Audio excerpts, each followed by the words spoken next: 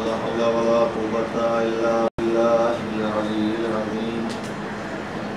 أعوذ بالله السميع العليم من الشيطان اللعين وفوضوا أمري إلى الله إن الله بصير بالعباد. حسبنا الله ونعم الوكيل نعم المولى ونعم النصير. والحمد لله من أول الدنيا إلى فنائها ومن الآخرة إلى بقائها على كل نعمة واستغفر الله من كل ذنب وأتوب إليه. والصلاة والسلام على نبي الأمي القرشي الهاشمي طه وياسين محبوب رب المشرقين ورب المغربين إمام الحرمين والقبلتين مولانا ومولى الكونين جد الحسن والحسين بالقاسم وآله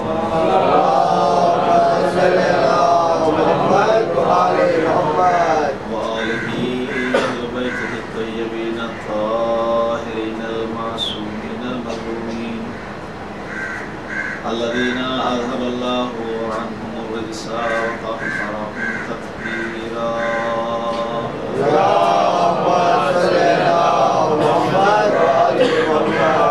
ولعنة الدائمة الباقية المستمرة على أعدائهم أجمعين وغاصبي حقوقهم من الآن إلى قيام يوم الدين. أما بعد فقد قال الله سبحانه تبارك وتعالى وقوله الحق في كتابه المبين وهو أصدق القائلين. بسم الله الرحمن الرحيم. وذلك بأن الله لم يكن مغيرا نعمة أنعمها على قوم حتى يغيروا ما بأنفسهم وأن الله سميع عليم. صلى الله عليه وسلم.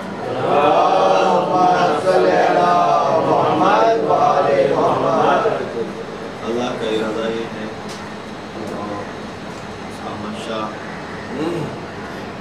اور اس کی طرف سے طے شدہ امر یہ ہے کہ جب وہ اپنے بندوں کو کوئی چیز دیتا ہے، کوئی نعمت دیتا ہے، کسی قوم کو کوئی نعمت عنایت کرتا ہے تو وہ اپنی نعمت کو اس قوم سے واپس نہیں لیتا، اس وقت تک واپس نہیں لیتا جب تک وہ قوم، وہ لوگ، وہ بندہ خود اپنی نعمت کو سلب ہو جانے کا سبب نہ بنے. اس لیے کہ اللہ سمیع بھی ہے، اللہ جو ہے علیم بھی ہے، وہ جانتا بھی ہے اور سنتا بھی ہے. ہماری گفتگو ہے اس بنیاد پر کہ ہماری زندگی میں سب سے بڑا مرحلہ ہمارے لیے ہمارے نفس کی اصلاح کا ہے. اس سے پہلے کہ ہمیں موقع نہ ملے، اس سے پہلے کہ ہمیں وقت نہ ملے، اس سے پہلے کہ ہم جواب دینے کے لیے منزل امتحان میں اور منزل آزمائش عظیم میں کھڑے کر دیے جائیں، جہاں رزلٹ ہوگا، جہاں نتیجہ ہوگا، اور پھر ایسا مرحلہ کہ جہاں کوئی کسی کا ساتھی بھی نہیں ہوگا، کوئی کسی کا ہمسفر بھی نہیں ہوگا. اس مرحلے پہ کھڑے ہونے سے پہلے ہماری ذمہ داری یہ ہے کہ ہم اپنے لیے اہتمام کریں. وہ لوگ خوش نصیب ہیں، وہ لوگ بہت اللہ کی نعمتوں میں رہنے والے ہیں کہ جو لوگ ان کا محاسبہ کیا جانے سے پہلے فرشتوں کے ذریعے، ملائکہ کے ذریعے، منکر نکیر یا مبشر و بشیر کے ذریعے وہ لوگ خود اپنا محاسبہ کرتے رہتے ہیں.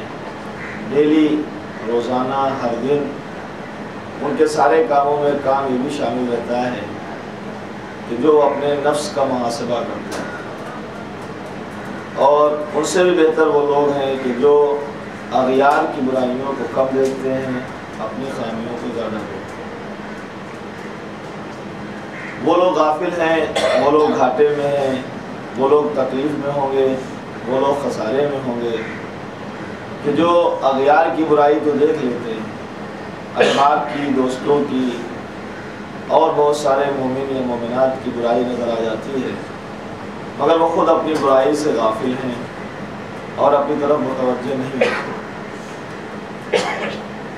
جبکہ کئی بار انہیں متوجہ کیا جا چکا ہے، کئی بار ان کو سمجھایا جا چکا ہے، کئی بار ان کو بتایا جا چکا ہے، اور مسلسل رہبران دین ظاہری طور سے، باطنی طور سے خود سامنے آ کر اپنے ایلچی، اپنے پیغام دینے والے پیغامبر بھیج کر اپنی طرف سے کسی کو ولی بنا کر ہر منزل پر، ہر مقام پر لوگوں کی ہدایت کا سلسلہ جاری رکھا گیا، اور وہ یہ کام کرتے رہے کہ کچھ نہ ہو انسان اپنے نفس پہ ضرور قابو پا سکے۔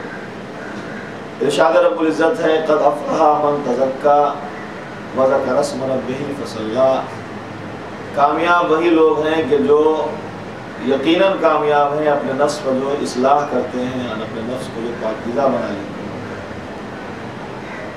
جب نفس کی طہارت مل جاتی ہے، نفس کی پاکیزگی مل جاتی ہے اور انسان اپنے نفسوں میں طہارت پیدا کر لیتا ہے، تو پھر اس کے لیے زیادہ گفتگو کی ضرورت نہیں ہوتی، اس کے لیے زیادہ سمجھانے کی ضرورت نہیں ہوتی، پھر وہ خود جو ہے اپنے مسائل کو سمجھتا ہے، اپنی ذمہ داریوں کو جان لیتا ہے، اور اگر کہیں پہ بھولتا ہے تو صرف چھوٹی سی بات کہہ دینے پر اس کے دل پر اثر ہو جاتا ہے۔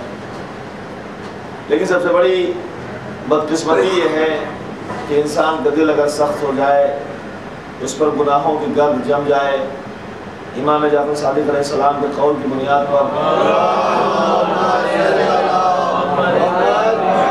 کہ وہ نقطۂ نور کے جو دل میں وقت ولادت رکھا جاتا ہے، اچھائیاں کرنے میں، نیکیاں کرنے میں وہ پھیلتا رہتا ہے اور پورے دل کو نورانی کر دیتا ہے، اور اگر اسی پر گناہوں کی سیاہی آ جائے تو وہی نقطہ سیاہی میں بن جاتا ہے، بدل جاتا ہے، اور اچھے خاصے دل کو سیاہ کر دیتا ہے، اندھیرا کر دیتا ہے، اور جب دل سیاہ ہو جائے، دل پہ اندھیرا چھا جائے، تو پھر اس کے لیے روشنی کی باتیں کرنا کوئی معنی نہیں رکھتا، اس کو سمجھ میں نہیں آتا۔ میں نے اس سے پہلے گزشتہ دن سے پہلے، اس سے پہلی گفتگو میں نے عرض کیا، دو گفتگو سے پہلے، کہ کچھ ایسے اسباب ہیں جس کی وجہ سے انسان کا دل اور قلب یا تو مردہ ہو جاتا ہے یا پھر جو ہے پتھر ہو جاتا ہے۔ اگر پتھر ہو جاتا ہے تبھی مردہ ہی ہے، شقی القلب ہو جاتا ہے انسان تبھی مردہ ہی ہے، اس کے سامنے کوئی بات کی جائے اس کو سمجھ نہیں آتی، اس کی کوئی وجہ ہیں۔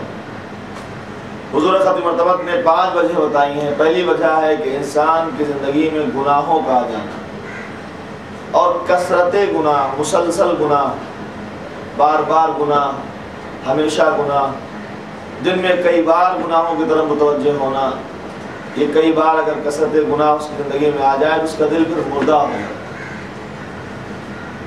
خطبات مولا متقیان بہت سنے ہوں گے، خطبہ پیغمبر اسلام بہت سنا، آج میں آپ کو خطبہ امام حسین علیہ السلام سناتا ہوں۔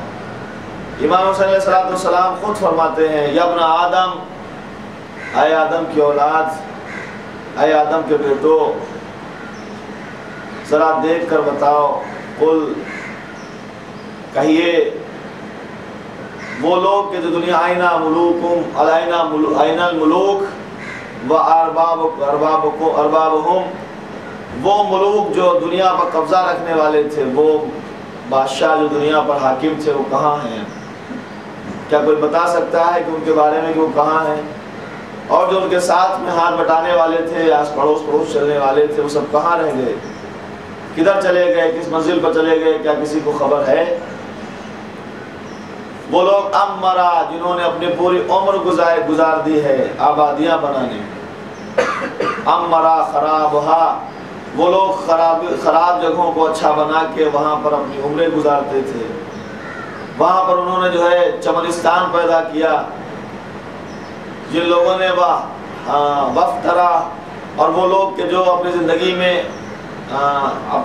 میں نہریں جاری کرتے تھے، نہریں کھودتے تھے، اور بڑی بڑی نہریں جاری کی، اور بڑے بڑے پیڑ لگائے، بڑے بڑے درخت لگائے، کائنات میں انہوں نے بہت سایہ کیا، اور بڑے بڑے شہر بسائے، اور شہروں کو بسانے کے بعد آج کوئی خبر ہے کہ وہ کہاں ہے؟ آج کچھ پتا ہے کہ ان کا جاہ و حشر کدھر چلا گیا؟ جب یہ ساری چیزیں وہ جب کر چکے تو پھر ادھر سے حکم آیا کہ اب چلیے، اب تشریف لے چلیے، دنیا کی زندگی کا ٹائم پورا ہو گیا۔ تو ادھر سے بلایا گیا، انہیں جانا پڑا، اگرچہ یہ لوگ کراہیت کر رہے تھے، ان کا دل لگا ہوا تھا، یہ سارے کام ہم نے کیے ہیں، ساری نعمتیں ہم نے رکھی ہیں، ان نعمتوں کو چھوڑ کر ہم کیسے جائیں، مگر اس کے باوجود انہیں جانا پڑا۔ نتیجہ یہ ہوا کہ بعد میں دوسرے لوگ ان کے وارث بن گئے، دوسرے لوگوں نے ان پر قبضہ کر لیا۔ تو کیا اتنا بھی نہیں سمجھتے کہ تمہیں یہ منزل یاد رکھنا چاہیے کہ اس مقام پر تمہیں بھی جانا ہے؟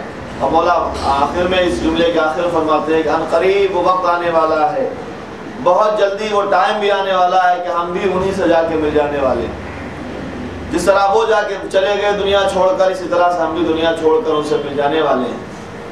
تو جب یہ خبر ہے، جب یہ معلوم ہے، جب یہ پتہ ہے، تو پھر گناہوں کا سلسلہ کیوں ہے؟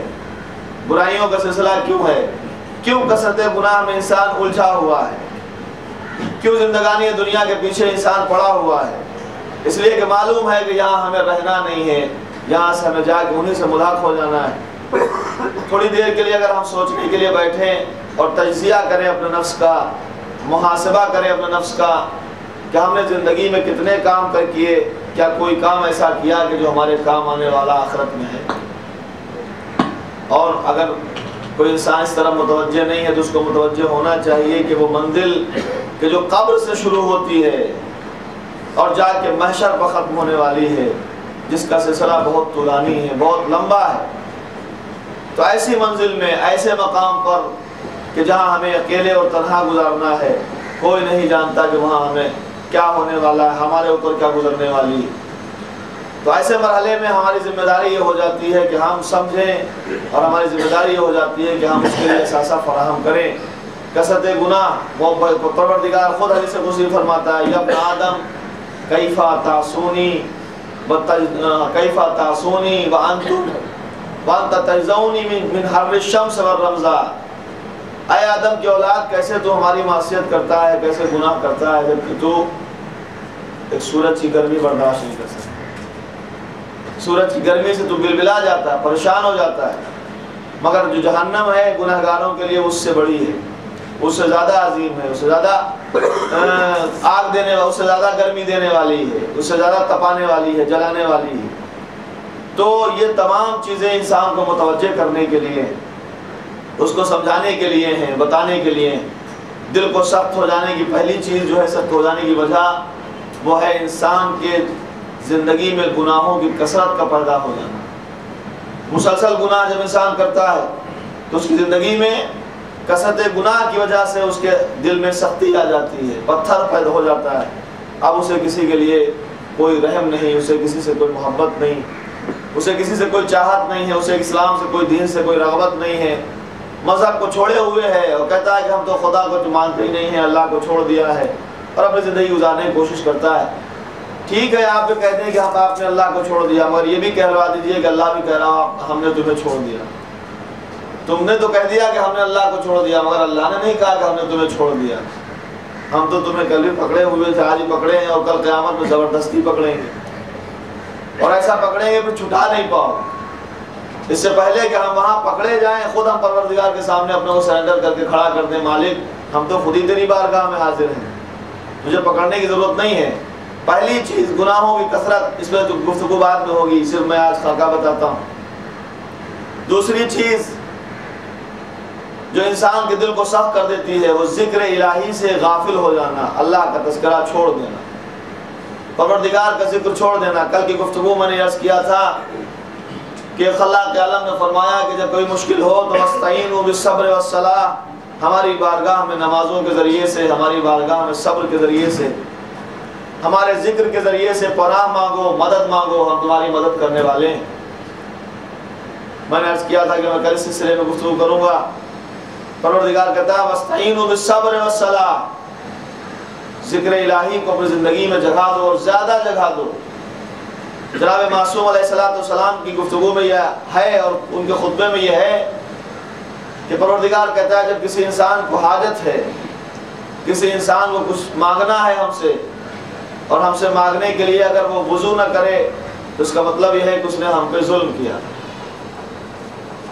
اس نے ہمارے حق کو پورا نہیں کیا، اور جو وضو کرے وضو کرنے کے بعد ہماری بارگاہ میں نہ آئے، مسجد میں نہ آئے، تو اس کا مطلب یہ ہے کہ اس نے بھی ہمارا حق ادا نہیں کیا۔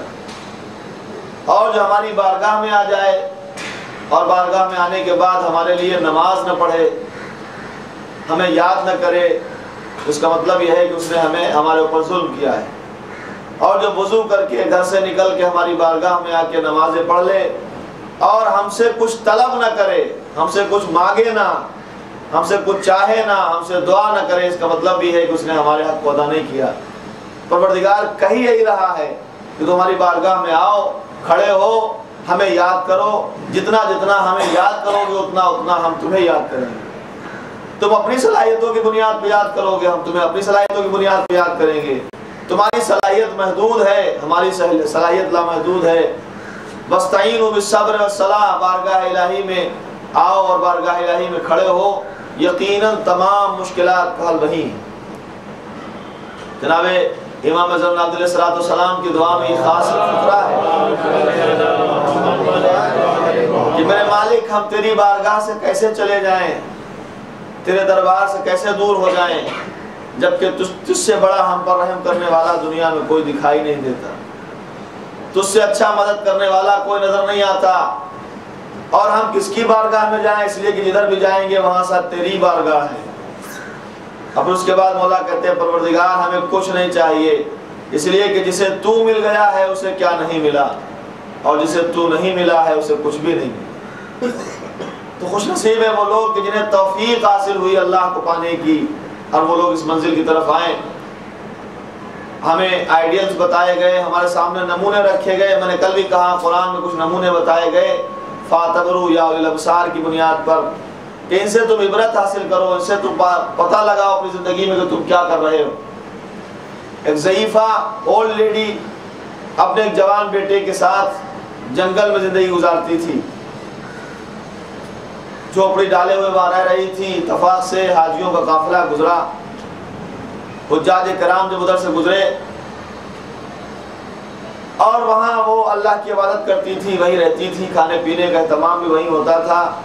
اس کے پاس کچھ اونٹ چراگاہ میں چرتے تھے، کچھ بکریاں تھیں، کچھ بھیڑیں تھیں جن کو پالتی تھی، شکر الہی کرتی تھی، ان میں اضافہ ہوتا جاتا تھا۔ وہاں سے قافلہ گزرا جو حاجیوں کا قافلہ تھا، جنگل میں پانی کی ضرورت پڑی، ادھر ادھر تلاش کیا، دیکھا جھوپڑی ہے، گئے سلام کیا، اس ضعیفہ نے جواب سلام دیا، پانی مانگا، پانی عنایت کیا، خیریت پوچھی، کون ہے، کہاں سے آئے ہیں۔ یہ ایک مزاج ہے انسانیت کا کہ جب کسی ایسے انسان سے ملاقات ہو کہ جو اجنبی دکھائی دے، پوچھ لیجئے کون ہے، کہاں سے آئے ہیں، اگر مناسب ہو، ورنہ آج کے زمانے میں تو کسی سے یہ بھی پوچھنا مشکل ہے، بلکہ پہلے تو پوچھنے والے ہی جب کسی کو پریشان حال دیکھتے ہیں تو پوچھتے نہیں ہیں کہ ہو سکتا ہے کوئی بتا کچھ کہہ نہ دے، ہمیں کچھ کرنا پڑے۔ یہی مولا امام حسین علیہ السلام اس خطبے میں فرماتے ہیں کہ ایک فقیر کا، غریب کا، مسکین کا، مسافر کا، پریشان حال کا تمہارے پاس آنا اللہ کی سب سے بڑی رحمت ہے۔ اس کا مطلب یہ ہے کہ اللہ نے کروڑوں، کھربوں، اربوں بندوں میں تمہیں منتخب کیا ہے کہ تم اس کا کام کرو جو وہ کرنے والا ہے۔ چونکہ ان کی حاجت پوری کرنے کی گارنٹی اور ذمہ داری خدا نے لی ہے۔ اگر یہ مسکین تمہارے پاس، مسافر تمہارے پاس آ رہا ہے تو اس کا مطلب یہ ہے کہ اللہ نے تمہیں منتخب کر لیا اپنی نمائندگی کے لیے۔ خیریت پوچھی اس نے، کون ہے، کہاں سے آ رہے ہیں، کہ ہم لوگ حجاج ہیں، حج کر کے آ رہے ہیں۔ کہا گا اور سب ساتھی کہاں، فلاں جگہ ہے، کہا کہ ہم چاہتے ہیں کہ آج یہ شب یہاں رات میں ہمارے پاس رکو، یہاں آرام کرو، کل صبح کو جانا اور کل صبح کو اپنا سفر آگے طے کرنا۔ ہم چاہتے ہیں کہ تمہاری مہمانداری کریں، اس لیے کہ تم وہاں سے آ رہے ہو جہاں پر میزبان خود پروردگار ہے۔ یہ ہماری خوش قسمتی ہوگی کہ ہمارے رک جاؤ، توجہ چاہتے ہیں۔ ایک مرتبہ سب نے طے کیا، معلوم کیا ایک دوسرے سے، تو سب نے یہ طے کیا کہ ٹھیک ہے، ضعیفہ اگر کہتی ہے تو اس کے یہاں رک جاتے ہیں۔ ضعیفہ نے اپنے وہ جھوپڑی خالی کر دی، لوگوں کے لیے بستر لگا دیا، آنے والے حجاج کرام قیام پذیر ہوئے۔ کھانے کے تمام شروع کرنے سے پہلے اس کا جو چرواہا تھا، جو اس کی اونٹ چرایا کرتا تھا، وہ چرواہا دوڑتا ہوا جنگل کی طرف سے آیا اور آنے کے بعد رونے لگا. ضعیفہ باہر کھڑی ہے, رونے لگا اور کہنے لگا مالکہ آپ کو تو معلوم ہے میں چراگاہ میں تھا, آپ کا جوان بیٹا بھی میرے ساتھ وہیں تھا. ہوا یہ کہ دو اونٹ آپس میں لڑ گئے جن کی وجہ سے آپ کے بیٹے کو چوٹ پہنچی, اور وہاں پر ایک بہت گہرا کنواں تھا اور وہ آپ کو جو معلوم ہے وہ کنواں ہے, اس میں وہ جا کے تو آپ کا بیٹا گر گیا. ضعیفہ نے کہا آہستہ آہستہ بات کرو, اس لیے کہ مہمان اگر سنیں گے تو ان کے یہاں کچھ مشکلیں کھڑی ہو جائیں گی, ان کے مزاج میں کچھ تبدیلیاں آ جائیں گی, ان کے دل میں کچھ غم پیدا ہو جائے گا. اس لیے وہ اس طرح سے اپنی زندگی نہیں گزار پائیں گے جس طرح سے ہم چاہتے ہیں. نہ ہم ان کی مہمانداری کر پائیں گے, نہ وہ ہماری میزبانی سے لطف اندوز ہو سکیں گے. اس لیے آہستہ آہستہ بتاؤ تاکہ ان کو خبر نہ ہو. یہ کیوں؟ اللہ والی ہے. کبھی کبھی ہوتا ایسا ہے کہ ایسی باتیں کرو گے تاکہ مہمان جلدی چلے جائیں. ایک دوست اپنے دوست کے گھر میں جا کے ٹھہرا, اتفاق سے دونوں میاں اس کی بیوی بھی ساتھ میں تھی اور دونوں اس کے گھر میں مہمان ہوئے. پہلے دن تو بڑی خوشی سے اس نے رکھا کہ میرا دوست آیا ہے, زوجہ شوہر کی بڑی خدمت کی, اور بیچارے پریشان تھے, کہیں سے آ رہے تھے. دوسرا دن گزرا, جب انہیں اچھا کھانے کو ملا, بستر اچھا ملا تو رک گئے. ایک دن, دو دن, 4 دن, جب 4-5 دن گزر گئے اور وہ جانے کا نام نہیں لے رہے تھے تو یہ بیچارے جو میاں بیوی جو میزبان تھے انہوں نے طے کیا کہ کوئی ایسا کام کیا جائے کہ یہ دونوں چلے جائیں. کچھ کرو ایسا کہ دونوں چلے جائیں. اس لیے ان سے کہا تو جا نہیں سکتا کہ تم لوگ چلے جاؤ, یہ کہنا جو ہے نہیں, یہ کہنا مناسب نہیں ہے کہ تم سے کہیں کہ اب تم چلے جاؤ, بلکہ کچھ ایسا کرو کہ یہ لوگ خود ہی چلے جائیں. تو کہا کیا کریں؟ کہا کہ کل جب یہ لوگ دونوں بیٹھے ہوں گے تو ہم لوگ جھگڑا کرنے لگیں گے, ہم لوگ لڑنے لگیں گے. میاں بیوی نے طے کر لیا. جب بیچارے دونوں مہمان کھانے کے لیے بیٹھے تو دونوں لڑنے لگے, میاں بیوی لڑنے لگے اور کافی تو میں ہو گئی. جو مذاق ہو رہی تھی حقیقت میں بدل گئی. دھیرے دھیرے کافی بات بڑھی تو انہوں نے اپنا بستر اٹھایا اور سامان اٹھایا, چل دیے. کہنا ایسے لوگوں کے یہاں کون آئے گا, ایسے لوگوں کے یہاں کون رہے گا, اور یہ ہے وہ ہے, برا بھلا کہنے لگے. تو سوچا کہ اگر یہ برا بھلا کہتا ہوا باہر گیا تو ہماری سب خلائی کھل جائے گی, اس لیے ایسا کرتے ہیں اس کو روک لیتے ہیں. اور وہ دونوں اپنا تھیلا والا لیے ہوئے تیار جانے کے لیے. تو اس کا دوست جو لڑ رہے تھے میاں بیوی میزبان, کہلے بھیا تم برا کیوں مانتے ہو, ہم لوگ تو مذاق کر رہے تھے, تم جاؤ مت, رک جاؤ. کہا ہم جا کہاں رہے ہیں, ہم بھی تو مذاق کر رہے تھے. صلوات بھیجے محمد ہم کہاں جا رہے ہیں, ہم بھی تو مذاق کر, تم مذاق کر رہے تھے, ہم بھی مذاق کر رہے تھے. تو اس نے کہا کہ خاموشی, دھیرے دھیرے بات کرو اور چپ رہو, ان کو خبر نہ ہونے پائے. لیکن وہ حادثہ ایسا تھا کہ اس چرواہے سے نہیں رہا گیا. اس نے کہا محترمہ آپ جانتی ہیں کہ کنواں کتنا گہرا ہے, آج تک اس میں کوئی گرا ہے واپس نہیں آیا, زندہ نہیں بچا ہے. اور رونے لگا. اس کے رونے کی آواز مہمانوں کے کان تک پہنچ گئی. اس نے اس کو خاموش کر کے واپس کیا. آئی اور اس سے یہ حکم دیا کہ جا کے ایک دمبا ذبح کرو تاکہ مہمانوں کے لیے کچھ کھانا تیار کیا جائے. وہ چلا گیا اور یہ اندر داخل ہوئی اپنے اسی خیمے میں.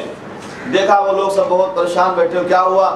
کہا ہم نے ساری باتیں سن لی, ہم پریشان ہیں کہ تیرا بیٹا دنیا چلا گیا اور تو کیسے صبر کرے گی. کہا کہ جب آپ کو معلوم ہی ہو گیا ہے تو آپ نے قرآن تو پڑھا ہی ہوگا. قرآن میں لکھا ہے وَاسْتَعِينُوا بِالصَّبْرِ وَالصَّلَاةِ, اللہ سے مدد چاہو صبر کے ذریعے اور نماز کے ذریعے. اب مجھے اجازت دو کہ میں جا کے بارگاہ الہی میں نماز پڑھوں تاکہ میرا بیٹا زندہ سلامت باہر نکلے. ایک مرتبہ اس نے مصلی اٹھایا, وضو کر کے بارگاہ الہی میں کھڑی ہوئی. کہا پروردگار تو کہہ چکا ہے وَاسْتَعِينُوا بِالصَّبْرِ وَالصَّلَاةِ, میں تجھ سے نماز کے ذریعے سے بھی دعا مانگتی ہوں, صبر کے ذریعے سے بھی دعا مانگتی ہوں. ابھی دعا ختم نہیں ہوئی تھی, اس کا بیٹا زندہ واپس آ گیا. ایک صلوات بھیجے محمد. تو ذکر خدا وہ طاقت ہے, ذکر الہی وہ ہتھیار ہے انسان کا, اور مومن کے لیے خاص طور ذکر خدا. اگر ذکر خدا چھوڑ دیا تو دل سخت ہو جاتا ہے, پتھر کی طرح سنگ دل ہو جاتا ہے انسان, اور پھر نہ اس کی آنکھ سے کبھی آنسو گرتا ہے, نہ اس کے دل پر کبھی کوئی اثر ہوتا ہے.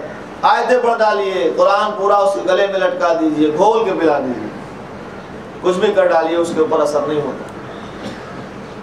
بعض شکایتیں ایسی ہوتی ہیں کہ گھر میں ہیں لیکن گھر میں موقع ہے، موقع کے باوجود نماز نہیں پڑھتی. مثلا شوہر کو شکایت ہے زوجہ نماز نہیں پڑھتی، زوجہ کو شکایت ہے کہ شوہر نماز نہیں پڑھتا.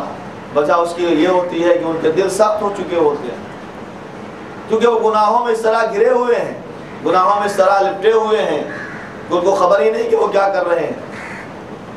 جب تک گناہوں کی گند دھلے گی نہیں، گناہوں کی دھول چھٹے گی نہیں، اس وقت تک انسان کے دل پسند نہیں ہوتا. پتھر بھی کبھی کبھی رو دیتے ہیں.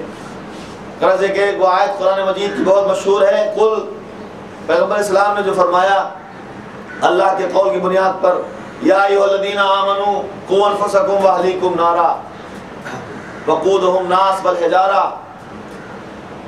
آواز دی گئی کہ اے ایمان والو اپنے کو جہنم سے بچاؤ اور اپنے اہل عیال کو بھی جہنم سے بچاؤ. یہ نہیں کہ ہم بہت بڑے مومن ہیں تو ہماری ذمہ داری یہ ہے کہ جو ہمارے اہل عیال ہیں ان کو بھی ہم امر بالمعروف نہی عن المنکر کرتے رہیں. ایک پیغمبر گزرے ایک جگہ سے، راستے میں پتھر دکھائی دیا، اس پتھر سے مسلسل پانی گر رہا تھا، پانی ٹپک رہا تھا. کھڑے ہو گئے، ماجرا دیکھا، یہ چشمہ کیسے بہ رہا ہے جنگل میں، اس پتھر سے پانی نکلنے کا سبب کیا ہے؟ بارگاہ الہی میں گویا ہوئے پروردگار میں تیرا نبی ہوں، تیرا رہبر ہوں، تیری طرف سے بھیجا ہوا ہادی ہوں، مجھے اجازت دے کہ میں اس سے گفتگو کر سکوں. حکم الہی ہوا، گفتگو ہوئی. سوال کیا کہ میں دیکھ رہا ہوں تیرے اوپر مسلسل پانی ٹپک رہا ہے، تجھ سے کیا تو ہماری بات کا جواب دے سکتا ہے کہ اس کی وجہ کیا ہے؟ تو پہاڑ کا پتھر، جنگل کا پتھر نبی سے گفتگو کر رہا ہے، نبی سے بات چیت کر رہا ہے. کہتا ہے کہ میرے یہ نکلتا ہوا جو دکھائی دیتا ٹپکتا ہوا یہ پانی نہیں ہے، یہ میرے آنسو ہیں. میں رو رہا ہوں، میں گریا کر رہا ہوں. کہ گریا کس لیے ہے، یہ رونا کس لیے ہے، کس لیے رو رہا ہے؟ تو اس نے کہا آپ نے سنا ہوگا کہ پروردگار کہتا ہے کہ جہنم میں پتھر بھی جلائے جائیں گے. ایک سوال میں محمد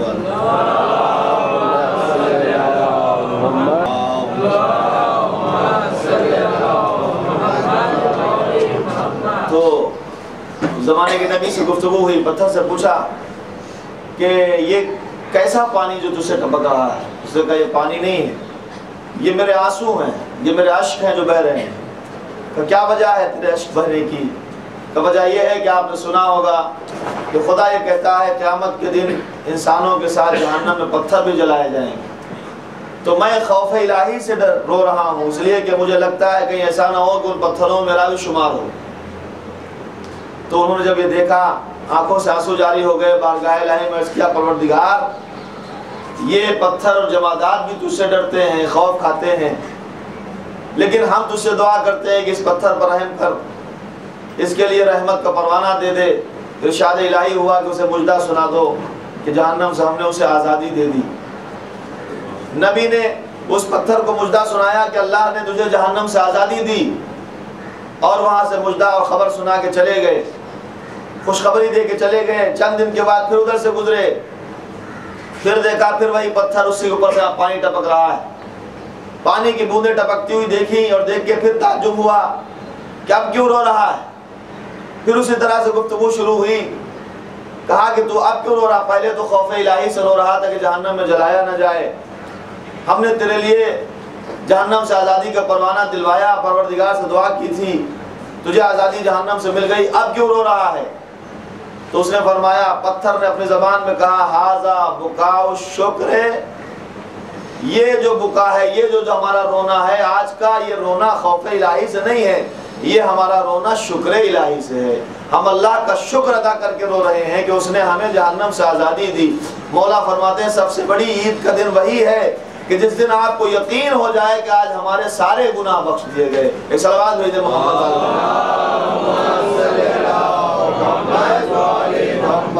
یہ پروردگار عالم نے جو اصول بنائے ہیں، طریقے بنائے ہیں، تو ذکر الہی کا چھوڑ دینا دل کو سقی القلب بنا دیتا ہے، پتھر دل بنا دیتا ہے. تیسری چیز ہے کہ انسان کھانے میں احتیاط نہ کرے، مسلسل جو ملا اسے کھا لیا، جیسا چاہا ملا ویسا کھا لیا، جو جی چاہا وہ کھا لیا. ایک تو اس میں دل کو سختی ہو جاتی، دل میں سختی آتی ہے. دوسرے اپنی جو زندگی کے جو مسائل ہیں جسمانی بیماریاں پیدا ہوتی ہیں وہ تو الگ ہیں، دنیاوی اور اخروی دونوں نقصان ہیں۔ جناب نوح کے پاس شیطان آیا اور آنے کے بعد کہتا ہے اپنی صورت میں، جناب نوح کے پاس خدمت میں پہنچا، جناب نوح نے اس سے پوچھا کہ یہ بتا کہ تو سب کو بہکاتا ہے، تمام بندگان الہی کو بہکاتا ہے، کبھی تیرا حربہ ہم پہ بھی کارگر ہوا؟ کبھی تو نے ہمیں بھی بہکایا؟ جناب نوح سے شیطان مسکرا کہتا ہے، جانتے شیطان کون ہے؟ جس کے لیے قرآن میں ہے قال للناس اکفر فلما کفر قال انی بریء منک انی اخاف اللہ رب العالمین۔ شیطان اس کا نام ہے کہ جو انسان سے کہتا ہے کافر ہو جاؤ، یہ کر ڈالو، وہ کر ڈالو، یہ گناہ کر ڈالو۔ اور جب انسان کافر ہو جاتا ہے، گناہ کر لیتا ہے، کافر سے مراد یہ ہے کہ گناہ کر لیتا ہے، نافرمانی الہی کر لیتا ہے، کہتا قال انی بریء منک، اب میں تیرے ساتھ نہیں ہوں۔ جب تک تو گناہ کرنے نہیں پایا تھا تب تک میں ہر وقت تیرے ساتھ تھا، اب جب تو نے گناہ کر لیا تو میں تیرے ساتھ نہیں ہوں۔ انی بریء منک، میں تجھ سے الگ ہوں، میں اللہ سے ڈرتا ہوں۔ شیطان بھی کہہ رہا ہے، بندے سے کہہ رہا ہے کہ میں ڈرتا ہوں۔ شیطان سے کہا کہ تو سب کو بہکاتا ہے، کیا کبھی تیرا حربہ ہمارے اوپر کارگر ہوا؟ کبھی تو نے ہمیں بہکایا؟ جناب نوح سے شیطان کہتا ہے کہ ہاں 2-4 بار ایسا ہوتا ہے کہ میں آپ کو بہکاتا ہوں۔ وہ کیسے؟ کہا کہ آپ پیٹ بھر کے کھانا کھا لیتے۔ اس سے کیا مراد ہے؟ تو اس سے مراد یہ ہے کہ جب آپ پیٹ بھر کے کھانا کھا لیتے ہیں تو اللہ کی ویسی عبادت نہیں کر پاتے جیسی آپ کو کرنا چاہیے۔ جناب نوح نے اس دن سے قسم کھائی کہ آج سے ہم پیٹ بھر کے کھانا نہیں کھائیں گے۔ تو یہ بھی انسان کے دل کو سخت کر دیتا ہے، یہ مرحلہ بھی۔ چوتھی چیز ہے زیادہ بولنا، جو میرا مجمع سن رہا ہے، جن کے لیے گفتگو ہو رہی ہے ان کے لیے خاص بات ہے، خاص طور سے ماں بہنوں کے لیے گفتگو کر رہے ہیں۔ مولا فرماتے ہیں یہ بات انہی کے لیے، مولا فرماتے ہیں جو ہے افضل الاعمال حفظ اللسان، دنیا میں سب سے بڑا عمل کیا ہے؟ زبان کی حفاظت کر لینا۔ بہت مشہور واقعہ ہے، پوچھا کسی نے کہ کوئی سب سے بڑا جھوٹ بولے گا؟ کہ ہاں میں نے یہ کیا، میں نے وہ کیا، سب جھوٹ بولتے بولتے لاسٹ میں کہا میں جھوٹ بولتا ہوں۔ کہا وہ کیا؟ کہ 4 عورتیں بیٹھی ہوئی تھی، خاموش تھی۔ کہا یہ سب سے بڑا جھوٹ، اس لیے کہ ان کے پاس اتنا میٹر ہوتا ہے کہ وہ خاموش رہ ہی نہیں سکتے، اور سارا میٹر دوسرے کا ہوتا ہے، اپنا کوئی میٹر نہیں ہوتا ہے، اتنا میٹر ہوتا ہے ان کے پاس، خاموش رہ نہیں سکتی۔ تو شقی القلب ہوتا ہے انسان، اس کا دل پتھر ہو جاتا ہے۔ کیوں؟ زیادہ بولنا، اور وہ بولنا جو اللہ کے علاوہ ہو، ذکر خدا کے علاوہ ہو، گفتگو کرنا جو منہ میں آیا بولتے گئے۔ یہ زبان اللسان حی، یہ اژدہا ہے، اژدہا۔ مولا فرماتے ہیں زبان جو ہے وہ اژدہا ہے، اس کو جب آپ چھوئیں گے تو بڑی نرم ہے، اور جب کاٹے گی اور جب ڈسے گی، اژدہا جس طرح آپ اس کے اوپر ہاتھ رکھے تو نرم ہے، سافٹ ہے، لیکن جب وہ کاٹتا ہے تو پھر انسان زندہ نہیں بچتا ہے۔ قابل نفرت ہے یہ یا لائق تعظیم ہے، آدمی پہچانا جاتا ہے صدا گفتار سے۔ جب وہ بولتا ہے سب پتہ چل جاتا ہے کہ کیا چاہتا ہے، کیا جانتا ہے، دل میں کیا ہے، زبان پا جاتا ہے۔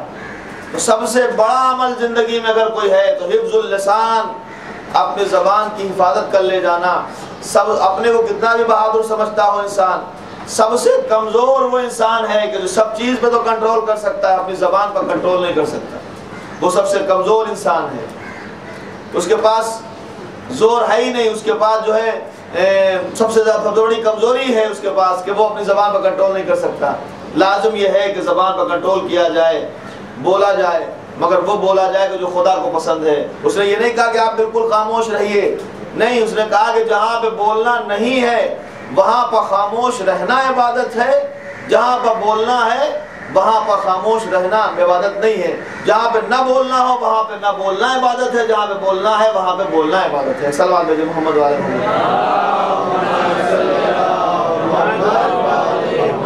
ایسا نہیں ہے کہ انسان ہمیشہ خاموش، نہیں، اس کو بولنا ہے، وہ باتیں بولو، ایک لفظ اتنا فصیح ہو، اتنا بلیغ ہو کہ اسی میں سب کچھ سمجھ جائے۔ مسلسل گفتگو کرنا، زیادہ بولنا، اور جب کوئی انسان زیادہ بولتا ہے تو اس کو جھوٹ آ جاتا ہے، کہاں سے لائے گا اتنا سارا بولے۔ جناب خود جو ہے غالباً امام جعفر صادق علیہ السلام سے حدیث ہے، جن کے بارے میں مشہور ہو جائے کہ جھوٹا ہے، جس کے بارے میں مشہور ہو جائے کہ خالی بہت بولتا ہے، وہ اگر سچی بات بھی کرے گا تو لوگ یہ کہیں گے یہ جھوٹی بات ہے، اس کے بعد میں مشہور ہو جائے کہ جھوٹا ہے، اس کی بات اگر سچی بھی ہوگی تب بھی لوگ سمجھیں گے جھوٹی بات ہے۔ تو انسان شقی القلب ہو جاتا ہے اگر وہ زیادہ بولتا ہے، مسلسل بولتا ہے۔ پانچویں چیز ہے کہ اگر وہ کسی غریب، یتیم، مسکین کے اوپر شفقت کا ہاتھ نہ پھیرے، اگر کوئی غریب ہو اس سے اچھی بات نہ کرے، کوئی یتیم ہو اس کے سر پر شفقت کا ہاتھ نہ پھیرے تو اس کا دل سخت ہو جاتا ہے، اور جب دل انسان کا سخت ہو جائے تو پھر اس سے بڑا اور کچھ نہیں ہے۔ یہ نعمت الہی ہے جو چھن گئی، دل کی سختی دل میں اگر پیدا ہو گئی، یہ نعمت الہی ہے جو چھن گئی۔ جناب آدم علیہ السلام بیٹھے ہوئے خانہ کعبہ کے پاس ذکر الہی میں مصروف ہیں، آنے والی کچھ صورتیں ان کے سامنے بیٹھی، سلام کیا۔ جناب آدم نے غور سے دیکھا 6 اشخاص ہیں، 6 صورتیں ہیں، ان میں 3 صورتیں بہت نورانی، نہایت نور ہے ان کے چہرے پر، بہت نور ہے ان کے چہرے پر، اور 3 صورتیں جتنی وہ نورانی ہیں اتنی وہ بھیانک ہے، سیاہ کالی۔ جناب نوح نے دیکھا اور دیکھنے کے بعد ان کو بیٹھنے کا اشارہ کیا، تو وہ 3 جو خوبصورت تھی صورتیں، جو آنے والے جو چہرے، وہ جناب آدم کے پاس بیٹھ گئے، اور بیٹھنے کے بعد رائٹ سائڈ میں داہنی طرف، اور جو بدصورت اور کالے اور سیاہ اور ہیبت ناک چہرے تھے وہ بائیں طرف بیٹھ گئے۔ جب وہ بیٹھ گئے تب جناب آدم نے مزاج پرسی کی۔ میں نے کہا نا کہ جب کسی سے ملیے تو مزاج پرسی کیجیے، خیریت ہے۔ صرف ایک بار ایک مومن دوسرے مومن سے خیریت پوچھ لے، پروردگار عالم اس کے اکثر گناہوں کو دھو دیتا ہے۔ اگر حاجت کو پورا نہ بھی کر سکے، خالی اس کی حاجت کی اس کو قلق پیدا ہو جائے، اے کاش میں کر سکتا تو اس کے لیے کرتا، تو پروردگار اس کو حاجت کے پورا کرنے والے کا ثواب دیتا ہے۔ خیریت پوچھی جناب آدم نے، من انتا؟ تو اس نے فرمایا، پہلے جو رائٹ سائڈ میں مڑے پہلے سے پوچھا کہ من انتا؟ کہ انا العقل، میں عقل ہوں، عقل۔ کہا کہ اینا مقام، کہا آپ رہتے کہاں ہیں، آپ کی جگہ کون سی ہے؟ کہ مقامی فی الدماغ، دماغ، میری جگہ دماغ میں ہے، میں عقل ہوں، میں دماغ میں رہتی ہوں۔ چونکہ میرے سامنے جو جن کے لیے میں مجلس پڑھ رہا ہوں وہ غائب مجمع ہے، وہ سب سن رہے ہیں اس بات کو، اور اچھی طرح سے اس کو نوٹ کریں۔ خاص بات یہ آج کی مجلس کے سلسلے سے میں آپ کو بتانا چاہتا ہوں کہ ہمارے یہاں سب سے بڑا کام یہ ہونا چاہیے، ہمیں حکم دیا گیا، معصوم میں فرماتے ہیں کہ جب بھی کوئی نیک عمل کرو تو نیک عمل کا نتیجہ ضرور ملنا چاہیے۔ اگر نیک عمل کیا اور نتیجہ نہ ملا، اس کا مطلب یہ ہے کہ وہ عمل آپ کا قبول نہیں ہوا۔ مثلا نماز پڑھنے کھڑے ہوئے تو نماز جب پوری ہو جائے تو پھر آپ کو اس کا نتیجہ حاصل ہونا چاہیے۔ میں کل بتاؤں گا کہ نماز کا نتیجہ کیا ہوتا ہے، موقع ملے گا تو۔ بارگاہ الہی میں سورہ حمد پڑھنے کھڑے ہوئے تو سورہ حمد پڑھنے کے بعد جب سورہ حمد ختم ہو تو اس کا نتیجہ آپ کے دل میں ہونا چاہیے۔ اسی طرح سے یہ عزاداری حسین ہے، یہ مجالس سید الشہداء ہیں، یہ تذکرہ اہل بیت ہے۔ جب مجلس سے اٹھ کے باہر نکلیں تو پتہ چلے لگے کہ آپ مجلس حسین سے آ رہے ہیں یا آ رہے ہیں، جو بھی ہیں۔ ایسا نہ ہو کہ آپ نے صرف تفریح کے لیے پہنچے، کچھ دیر تفریح ہوئی اس کے بعد آپ چلے آئے، نہیں۔ جب آپ مجلس حسین سے باہر نکلیں تو صرف یہی نہیں کہ امام بارگاہ میں سر ڈھکا رہے، روڈ پہ پہنچے تو اس کے بعد دوپٹہ گلے میں آ جائے، ایسا نہیں ہے۔ وہ مجلس حسین مکتب ہے، یہاں سے پڑھایا جاتا ہے، بتایا جاتا ہے، اور باہر تم سے وہ کرنے کو مانگا جاتا ہے۔ شریعت یہی کہتی ہے کہ ان مکاتب میں آؤ تو یہاں سے جب باہر نکلو تو اس کا اثر دکھائی دینا چاہیے۔ اگر اثر نہیں ہے تو اس کا مطلب آپ مجلس میں نہیں آئے، مجلس میں نہیں آئے۔ ہاں یقیناً آپ سے محنت ہوتی ہے، آپ کو تکلیف ہوتی ہے آپ کو آنے میں، لیکن اس کا اجر کتنا ہے تو اس کا نتیجہ ہونا چاہیے۔ اگر نتیجہ نہیں ملا اور دیکھنے والے نے یہ نہیں دیکھ کے سمجھا کہ مجلس حسین سے آ رہی ہیں جناب سیدہ کی بیٹی زینب کی چھنی ہوئی ردا پر رو کے آ رہی ہیں اور جو آنے والی بیویاں ہیں، تو اس کا مطلب یہ ہے کہ آپ مجلس سے نہیں آئیں۔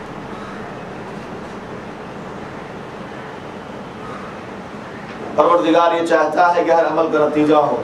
امام علی مقام یہ چاہتے ہیں حل من ناصر ینصرنا، آج بھی وہ آواز موجود ہے، کربلا کی وادیوں میں گونجی ہوئی آواز آج بھی کتابوں میں موجود ہے، اور امام کی آواز آج بھی کرے ہے کوئی جو میری مدد کرے۔ کیا مطلب ہے آج بھی اس آواز کا باقی رہنے کا؟ کیا ہم جا سکتے ہیں کربلا کا؟ نہیں، مدد کرنے کا مطلب یہ ہے کہ جو ہم بتا کے گئے ہیں اس پہ عمل کرتے رہو، جو ہم سمجھا کے گئے ہیں وہ چھوٹنے نہ پائے۔ تمانچے سکینہ کے جب یاد آئے تو اس کے سلسلے میں یاد کرو کہ کیوں ہوا ایسا۔ بہرحال وہ میں دھیرے دھیرے کبھی عرض کروں گا کہ سب چیزیں کیا ہیں، چونکہ بہت کم موقع ملتا ہے ایسے مجمع سے مخاطب ہونے کا۔ ہم اپنے ساتھیوں سے، دوستوں سے، احباب سے، بزرگوں سے تو ہر جمعے میں گفتگو کرتے ہی رہتے ہیں، موقع ملتا ہی رہتا ہے، لیکن 10 دن ملتے ہیں جو مجھے اتفاق سے مل گئے، کوئی گارنٹی نہیں کہ ہر سال ملتے رہتے، اس میں گفتگو کر سکتا ہوں، بات کر سکتا ہوں۔ اور ہمیں چاہیے کہ ہم وقت نکالیں، موقع نکالیں۔ قرآن کہتا ہے فَاسْأَلُوا أَهْلَ الذِّكْرِ إِن كُنتُمْ لَا تَعْلَمُونَ، جو نہیں جانتے اس کو پوچھو۔ آدم نے پوچھا من انت، کون ہو؟ میں عقل ہوں، آئینہ مقام کا، کہاں رہتے ہو؟ سنیے یہ ساری بات انہی کے لیے، میری ماں بہنوں کے لیے، میں اپنے بھائیوں کو تو سنا چکا ہوں۔ آئینہ مقام کا، آپ کہاں رہتے ہیں؟ کہ مقامی فی الدماغ، میں عقل میں رہتی ہوں، وہ دماغ میں رہتی ہوں۔ دوسرے سے پوچھا من انت، آپ کون ہیں؟ آپ کا نام؟ آپ کون ہیں؟ کہنے دوسرے نے آواز دی انا الحیا، میں شرم ہوں، میں حیا، میں حیا ہوں، میں شرم ہوں۔ آئینہ مقام کا، کہا مقامی فی عینین، میں آنکھوں میں رہتی ہوں۔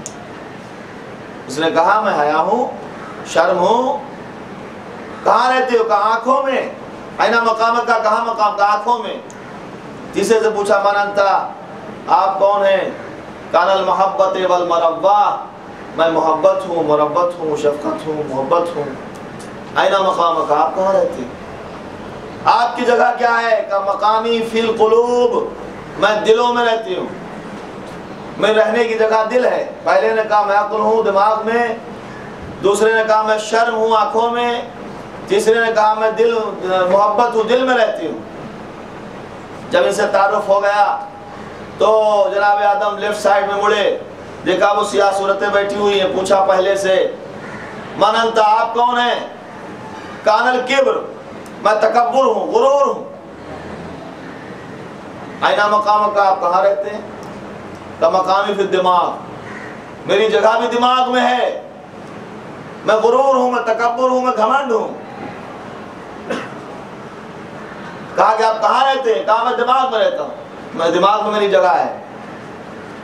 جناب آدم کو تعجب ہوا، کہا کہ بیوقوفی کی باتیں مت کرو، دماغ میں تو عقل رہتی ہے۔ کہ بالکل عقل صحیح بات ہے، دماغ میں عقل رہتی ہے، مگر اس وقت تک رہتی ہے جب تک میں نہیں آتا، میں آتا ہوں تو عقل چلی جاتی ہے۔ سوال ہے جو محمد علیہ جب میں دماغ میں بھر گیا تو عقل چلی جاتی ہے۔ شیطان نے سب سے پہلا گناہ جو کیا تھا دنیا میں، سب سے پہلا گناہ جو ہوا وہ کبر ہے، غرور ہے۔ شیطان نے کیا کہا تھا؟ خلقتنی من نار وخلقتہ من طین، مجھے آگ سے پیدا کیا، اسے مٹی سے، آگ مٹی سے افضل ہے، میں بڑا ہوں۔ میں کہیں پتہ چلا آج تک زندگی میں کہ میں کہاں رہتی ہے؟ کسی کو نہیں معلوم۔ اس میں گھر کے گھر برباد ہو گئے، اور ہم میں ہی کرتے رہے۔ ارے کوئی اچھے جانور کی آواز نکالیے، ایک سلوات بھیجے محمد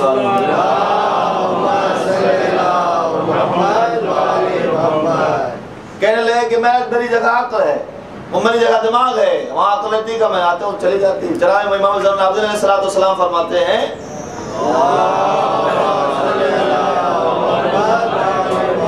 عجباً، میرے پاس میٹر بہت ہے، آپ پریشان مت ہوئیے، میں پڑھتے رہوں گا، ٹائم میرے پاس چونکہ کم ہے لیکن میٹر بہت ہے۔ کہتے ہیں عجباً لمتکبرین فخور، متکبرین فخور، مجھے تعجب ہے اس فخر کرنے والے، تکبر کرنے والے، غرور کرنے والے انسان پر۔ عجباً لمتکبرین فخور، مجھے تعجب ہے فخر کرنے والے، کبر کرنے والے، غرور کرنے والے انسان پر، چاہے وہ مرد ہو یا عورت، کیونکہ ہوا بالامس لطفہ، اس لیے کہ وہ پہلے ایک لطفہ تھا، ایک گندا پانی تھا، وغدن جیفا، اور آنے والے دن میں وہ مردار ہونے والا ہے۔ پیدا ہونے سے پہلے بھی نجس، پیدا ہونے کے بعد مر جانے کے بعد بھی نجس. تو کاہے پر غرور کرتا ہے, کاہے پر تکبر کرتا ہے؟ جب تک زبان میں طاقت ہے, روح جسم کے اندر ہے, چل رہی ہے, تھوڑی دیر کے بعد نکل گئی, ڈھیر کا ڈھیر, مٹی کا ڈھیر. اب اٹھا کے کوئی لے جائے تو لے جائے. تکبر اور غرور, الکبر تاکل الایمان کما تاکل نار الحطب. ایمان کو ایک کبر و غرور اس طرح کھا جاتا ہے جیسے آگ لکڑی کو کھا جاتی ہے, ختم کر دیتی ہے. متکبرین آج تک بچے نہیں ہیں. جنہوں نے تکبر کیا, فرعون اور نمرود جن کے نام تاریخ میں ہیں, جو جنگ ہوتی رہی مسلسل حق و باطل کی. سب سے زیادہ لشکر تھا نمرود کے پاس, طاقت بہت تھی. کاہے سے مارا اللہ نے؟ آسمان سے کھجور کے ڈنڈے نہیں برسائے, تلواریں نہیں بھیجی ابراہیم کے لیے. وہ تو خوش قسمتی ہے مولا متقیان کے لیے آسمان سے تلوار آئی. کہ ابراہیم اس کو ماریں گے, ہم ماریں گے. کاہے سے؟ پروردگار بہت طاقتور ہے, بہت سارا لشکر ہے. کہ جتنا بڑا طاقتور ہے اتنی چھوٹی چیز سے ماروں گا. مچھر کے ذریعے سے اس کی موت ہوئی, جو گندگی میں بیٹھا رہتا ہے. کہ دیکھ میری قدرت سمجھ لے. اس کے ناک میں گھسا اور دماغ پر چڑھ گیا. اکثر اندر جا کے مر جاتا ہے. یہ تو قدرت الہی ہے کہ اس نے اس کو زندہ رکھا, اور دماغ پر چڑھ کے وہ کلبلاتا رہتا. کئی دن, ایک دن فوراً نہیں مرا تھا. اندر اندر اس کا دماغ اس نے کھانا شروع کیا, اور جب دماغ کے اندر وہ حرکت کرتا تھا, پریشانی ہوتی تھی, تو اس کو 5-7 جوتے مارے جاتے تھے.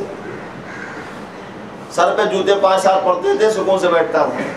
پروردگار نے کہا میں ایسا ہی کرتا ہوں, جب کوئی مجھے نہیں مانتا, میری بارگاہ سے بھاگنے لگتا ہے, تو میں اس کو دنیا میں جوتے کھلاتا ہوں. ایک صلوات بھیجے محمد عجباً لمتکبر الفخور. کہا کہ میں کبر ہوں, غرور ہوں. جب آ جاتا ہوں تو آپ کو خبت ہو جاتی. آگے 2-3 مرحلے ہو, کل سنا, کیونکہ آج ہی سنا دوں گا تو کل آپ آئیں گے.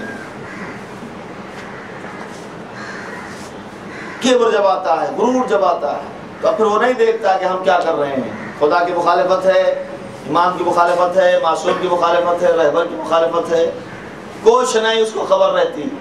اب وہ تو اپنے زوم ناقص میں یہی سمجھتا رہتا ہے کہ مجھ سے بڑا کوئی نہیں, اور مسلسل جس کو چاہتا ہے پکڑ لیتا ہے, جس کو چاہتا ہے مار دیتا ہے, اس کو چاہتا ہے کھینچ دیتا ہے, اس کو چاہتا ہے دار پر چڑھا دیتا ہے.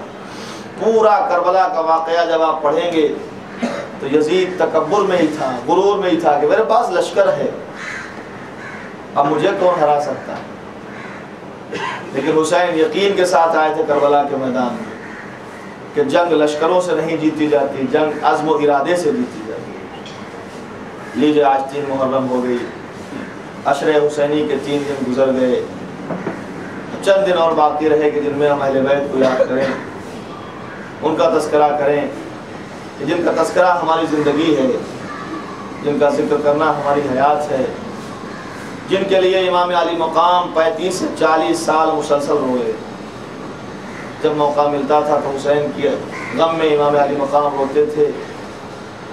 اب تو شاید ہے کہ نہیں معلوم نہیں. مدینے میں سن 2000 تک میں جب گیا ہوں, مدینے گیا تو میں نے دیکھا بیت الشرف کا وہ نقشہ اور وہ آثار سن 2000 تک موجود تھے, جہاں امام حسین کو امام علی مقام سید سجاد بیٹھ کے گریا کرتے. پانی سامنے آتا تھا, دیکھ کر رونے لگتے تھے, کیونکہ اس زمانے میں ذکر پر پابندی تھی, گفتگو پر پابندی تھی, تذکرے میں پابندی تھی, اغیار کے ہاتھوں میں حکومت تھی. تو امام نے فرمایا ٹھیک ہے ہم ممبر سے ذکر نہیں کر سکتے, یہ پانی تو دیکھ کے ہم پر رو سکتے ہیں, اس لیے کہ اب پانی ذاکر تھا, امام حسین سننے والے, امام علی مقام سننے والے تھے. جب پانی آتا تھا رونے لگتے تھے, پانی مذاق ہو جاتا تھا پھینک دیتے تھے.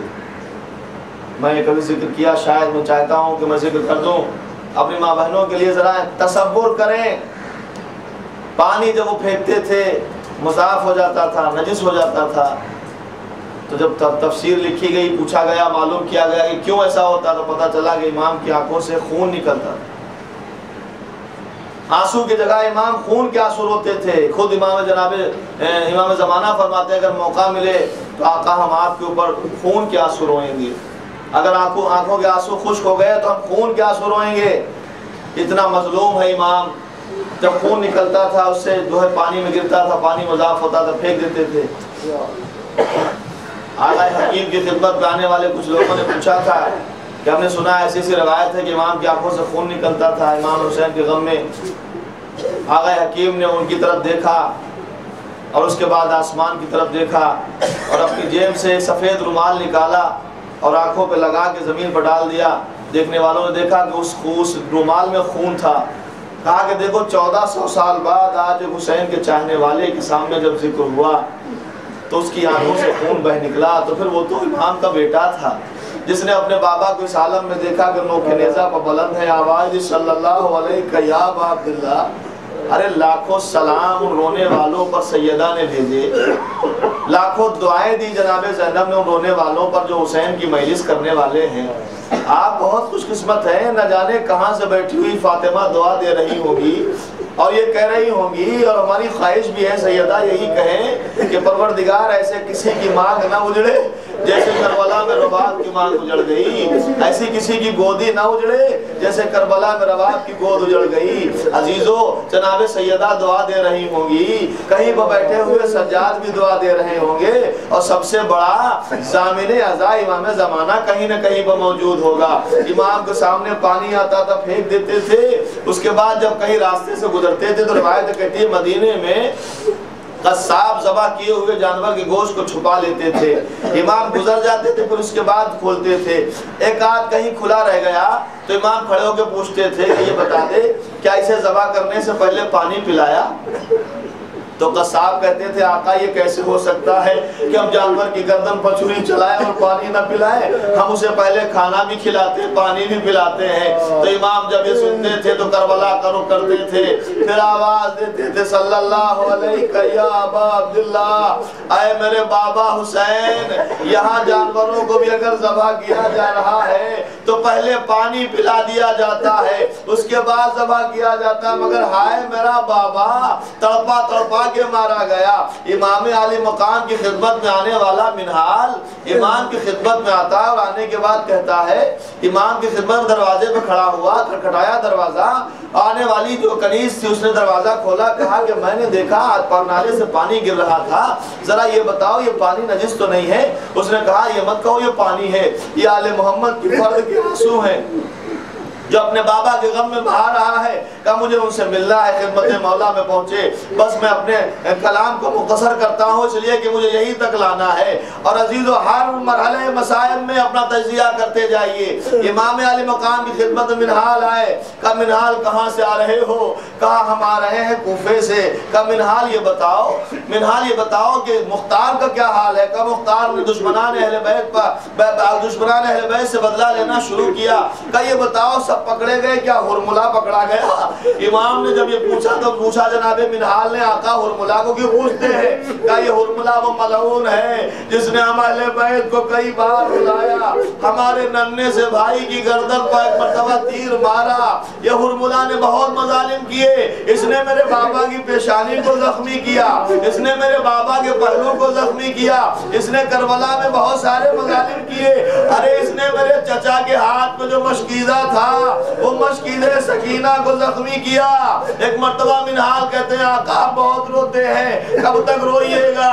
امام نے فرمایا منہال ایک بیٹا صرف جدا ہوا تھا وہ بھی زندہ تھا، یعقوب اتنا روئے کہ آنکھوں سے بینائی چلی گئی۔ ارے مجھ سے پوچھو 16 پہر میں ہمارے کتنے یوسف دنیا سے گئے، 18 بنی ہاشم مارے گئے اور سب ملا کے 72 شہید ہوئے، جن میں اونو محمد جیسے بچے بھی تھے، علی اصغر جیسا کمسن بھی تھا۔ ایسے لوگوں کی جب ہم نے شہادت دیکھی ہے تو ہم سے پوچھتے ہو کب تک روئیے گا؟ امام سے جناب منہال کہنے لگے آقا لیکن ہم نے سنا ہے اور یہ آپ ہی کہتے ہیں کہ شہادت آپ کی میراث ہے، تو ایک جملہ کہا جو بہت حساس جملہ ہے، میری ماں بہنوں کے لیے یہی جملہ اپنی زندگی کو سنوارنے کے لیے کافی ہے۔ سجاد نے سجاد سے پوچھا کہ میں نے سنا ہے کہ آپ کے لیے شہادت میراث ہے، تو امام نے فرمایا منہال سچ کہا، شہادت ہماری میراث ہے لیکن زینب کی رضا چھننا میراث نہیں ہے، سکینہ کے تماچے لگنا میراث نہیں ہے، ارے میری ماں بہنوں کا سر کھلے بازاروں میں جانا میراث نہیں ہے۔ کیا مطلب مولا؟ کہ میں نے دیکھا کوفے کے بازار میں میری پھپھیاں جا رہی ہے، سر پر ردا نہیں، سکینہ پشت شتر پر بندھی ہوئی، ایک منادی کہہ رہا ہے یہ زینب سے اسے پہچانو، یہ رقیہ ہے اسے پہچانو۔ ارے منحال میرے سر پر بھال اس وقت ٹوٹا جب ظالم نے دربار میں جانے کے لیے کہا۔ ارے بھرے ہوئے دربار اور میری پھوپھیوں کے سر پر ادا نہیں، مجھے بڑی قلق ہے کہ میری پھوپھیوں کا سر کھل گیا۔ اس پہ ہم کب تک روئیں؟ جب تک روئیں کم۔ وَسَيَعْلَمُ الَّذِينَ ظَلَمُوا أَيَّ مُنْقَلَبٍ يَنقَلِبُونَ الٰہی بِوَقْتِ الزہرا وَأَبِيہا وَبَالِهِ وَمَنِيہا۔ پروردگار کے حضر معصومین کے وسیلے سے ہماری سنفسہ سے غافل فرما۔ حاضرین مجلس اور بانیان مجلس کی تمناؤں کا پورا فرما۔ ایمان و شفاء کاملہ سے حاضر عنایت فرما۔ جو مرحومین ہو چکے ان پر رحمت نازل فرما۔ میرے مالک حضر معصومین کے وسیلے سے بے روزگاروں کو روزگار، بے گھروں کو گھر، بے اولاد کو اولاد صالح عنایت فرما۔ کوئی غم نہ دینا سوائے غم آل محمد کے۔ مظلومین جہاں کی مدد فرما۔ جناب میرا باپ کی حضوری آب و شمان کے تصدق میں ہماری قوم کے عورتوں کے آب و شمان کو سلامت فرما۔ زیادہ معصومین کا واسطہ ہمارے زمانے کے امام کے ظہور میں تعجیل فرما۔ قانون کے آوان و سال میں شامل ہونے کی توفیق عنایت فرما۔ ربنا تقبل منا انک انت السمیع العلیم۔